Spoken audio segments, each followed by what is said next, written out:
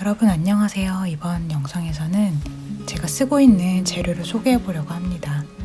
저는 주로 펜 드로잉을 먼저 하고 채색을 한 편이라서 펜을 먼저 소개해 볼게요. 제가 비교해 보려고 구매했던 펜들입니다. 저는 좀 가는 선을 선호하는 편이라 0.05와 0.1을 종이에 따라 번갈아 가면서 썼던 것 같아요. 코픽 멀티라이너는 다른 회사 제품보다 훨씬 더 가는 선이 나왔고요. 다른 브랜드는 다들 비슷비슷했습니다. 제가 가장 많이 쓰는 수채용지는 중목인데요. 그러다 보니 종이의 질감이 좀 있는 편입니다. 그 때문인지 너무 가는 선이 나오는 0.05는 드로잉할 때 살짝 끊김 현상이 있었어요. 그래서 중목 수채화지에 드로잉할 때는 0.1을 쓰게 되었습니다. 제가 주로 사용하는 펜은 아트라인 0.1입니다. 가격도 가장 저렴하고 너무 가늘지도 굵지도 않은 선이 저에게 가장 잘 맞았습니다. 그렇지만 종이 질감이 적은 세목이나 연습장에 드로잉을 할 때는 0.05가 더 잘 맞았던 것 같아요. 다음은 제가 주로 쓰는 종이를 소개해 보겠습니다. 가장 자주 쓰는 종이는 파브리아노 아티스티코 중목입니다. A4 사이즈의 패드를 구매해서 한 장씩 뜯어서 쓰고 있는데요. 아티스티코 뿐만 아니라 코튼 100%의 종이는 색감이 차분하게 쌓아지는 맛이 참 좋습니다.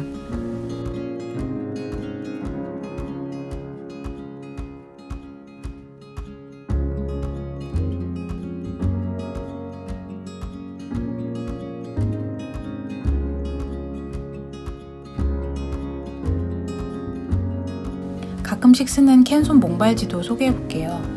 일단 겉면에 코튼 함량이 표기가 되어 있지 않고요. Easy to correct라는 문구가 있습니다. 이 문구에서도 알 수 있듯이 채색 시에 수정이 편하다는 장점이 있습니다.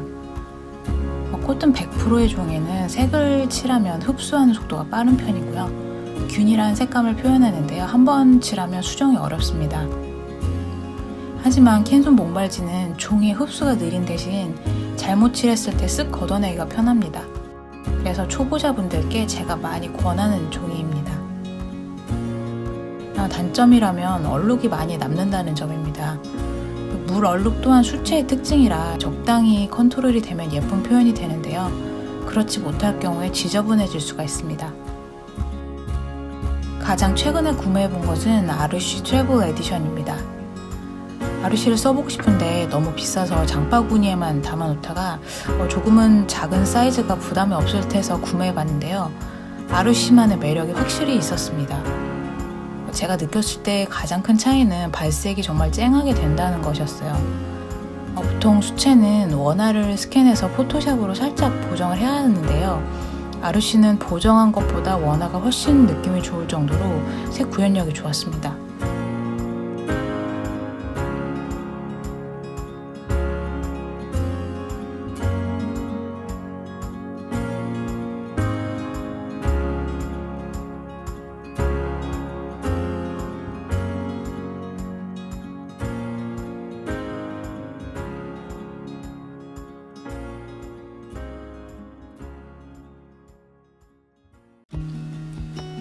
다음은 붓을 소개해 보겠습니다.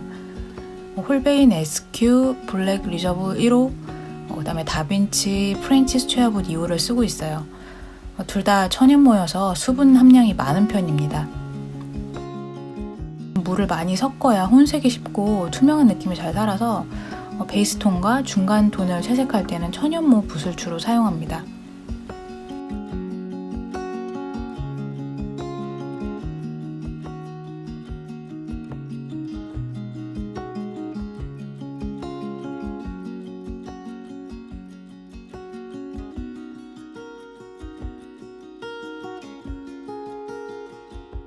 빠르게 그라데이션을 해야 할 때 붓 2개에 미리 색을 섞어 놓고 채색을 하기도 합니다.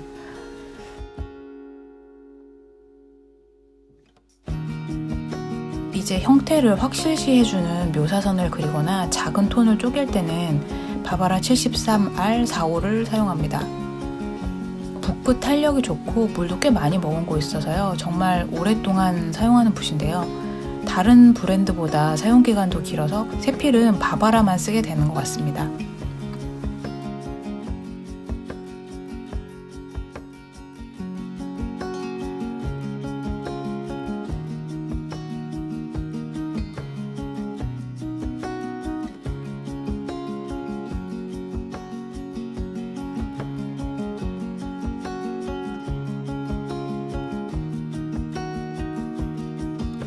캔손 몽발지에 채색을 할 때는 흡수가 느려서 수분 함량이 많은 천연모를 사용하면 컨트롤이 살짝 어려울 수도 있는데요.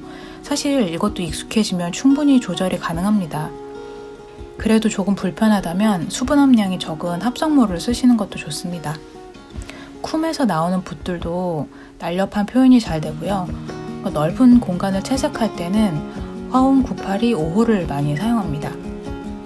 붓끝이 날렵하기 때문에 형태도 지키면서 베이스톤을 쭉쭉 칠하기에도 적합하고요. 그 외에도 나뭇잎이나 잔디를 표현하기에 편리합니다.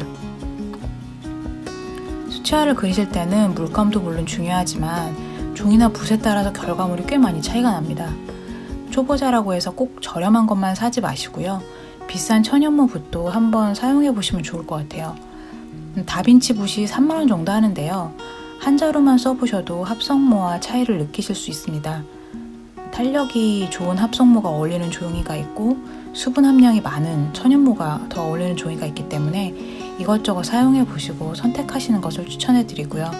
수채화 붓은 아무리 입문자여도 전문가용 붓을 사시는 것을 권합니다.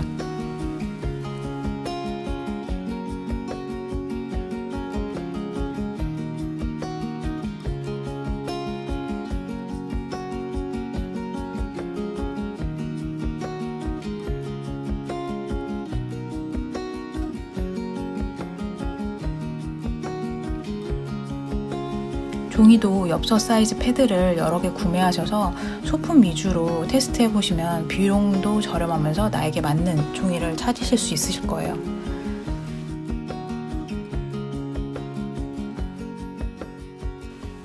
수채는 물 조절이 정말 중요한데요. 예전에는 옆에 휴지를 두고 닦아내면서 물 조절을 했는데 1년 전부터 미젤로에서 나온 흡수 패드를 사용하고 있습니다. 흡수 패드에 수분이 증발되면 패드가 딱딱해지는데요. 딱딱한 패드에 그대로 붓을 닦아도 물기가 잘 제거됩니다. 사용한 지 1년도 넘었는데 여전히 물 조절이 잘 돼서 너무 잘 쓰고 있습니다. 마지막으로 물감인데요.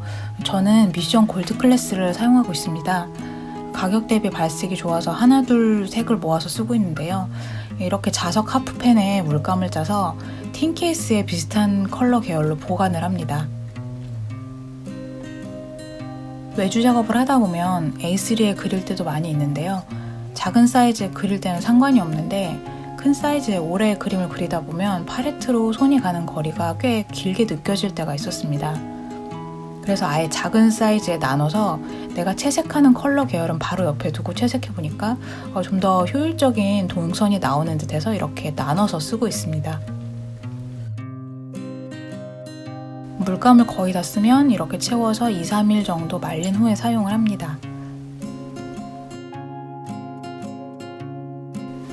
마지막으로 하이라이트를 표현하거나 밝은 부분의 형태를 강조하고 싶을 때 화이트 포스터 컬러를 진하게 섞어서 수채 가슈처럼 포인트로 채색하기도 합니다. 도움이 되셨는지 모르겠네요. 사실 재료의 선택은 다양하게 그려보면서 필요를 느껴야 나에게 딱 맞는 조합을 찾을 수가 있습니다. 저도 좀 더 저에게 맞는 조합을 찾기 위해서 종종 이것저것 구매해보는데요. 아크릴이나 과슈와는 달리 수채는 종이와 붓의 선택이 중요하기 때문에 여러분들도 다양한 테스트를 해보셨으면 좋겠습니다. 처음 써보는 재료가 생긴다면 또 후기 영상 올리겠습니다. 다음 영상에서 또 봬요.